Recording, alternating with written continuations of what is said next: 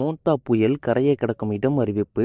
மணிக்கு 90 முதல் 100 கிலோமீட்டர் வேகத்தில் சூறைக்காற்று வீசும். வானிலை மையம் வார்னிங். அதாவது பார்த்தீங்கன்னா தென்கிழக்கு மற்றும் அதை ஒட்டிய மத்திய கிழக்கு வங்கக்கடல் பகுதிகளில் நேற்று புதிய காற்றழுத்த தாழ்வு பகுதி உருவானது. இது மேற்கு திசையில் நகர்ந்து காற்றழுத்த தாழ்வு மண்டலமாக வலுப்பெற்றது. இது தொடர்ந்து மேற்கு வடமேற்கு திசையில் நகர்ந்து நாளை ஆழ்ந்த காற்றழுத்த தாழ்வு மண்டலமாக வலுவடையும் என்று தெரிவிக்கப்பட்டுள்ளது. அக்டோபர் 27ஆம் தேதி தென்மேற்கு மற்றும் அதனை ஒட்டிய மத்திய வங்கக்கடல் பகுதியில் இது புயலாக வலுப்பெறும் என்றும் இந்த புயலுக்கு மோந்தா என்றும் பெயரிடப்பட்டுள்ளது. இந்த புயல் தீவிர புயலாக வலுப்பெறும் என்று இந்திய வானிலை ஆய்வு மையம் தெரிவித்துள்ளது. மேலும் கோவை, நீலகிரி, கடலூர், விழுப்புரம், செங்கல்பட்டு, குமரி, நெல்லை, தென்காசி, தேனி, திண்டுக்கல், சென்னை, திருவள்ளூர், காஞ்சிபுரம் மாவட்டங்களில் இன்று கனமழைக்கு வாய்ப்புள்ளதாக தெரிவிக்கப்பட்டுள்ளது. இந்த நிலையில் 970 கிலோமீட்டருக்கு கிழக்கு மற்றும் தென்கிழக்கில் காற்றழுத்த தாழ்வு மண்டலம் மையம் கொண்டுள்ளது என்று வானிலை ஆய்வு மையம் தெரிவித்துள்ளது. மேலும் அந்த அறிக்கையில் கடந்த 3 மணி நேரத்தில் 7 கிலோமீட்டர் வேகத்தில் மேற்கு திசையில் காற்றழுத்த தாழ்வு மண்டலம் நகர்கிறது.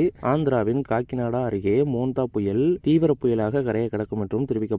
அக்டோபர் 28ஆம் தேதி மசூலிப்பட்டினம், கலிங்கப்பட்டினம் இடையே இந்த புயல் கரையை கடக்கும் என்று தெரிவிக்கப்பட்டுள்ளது. புயல் கரையை கடக்கும் போது 90 முதல் 100 கிலோமீட்டர் வேகத்தில் சூறைக்காற்று வீசக்கூடும் என்றும் தெரிவிக்கப்பட்டுள்ளது.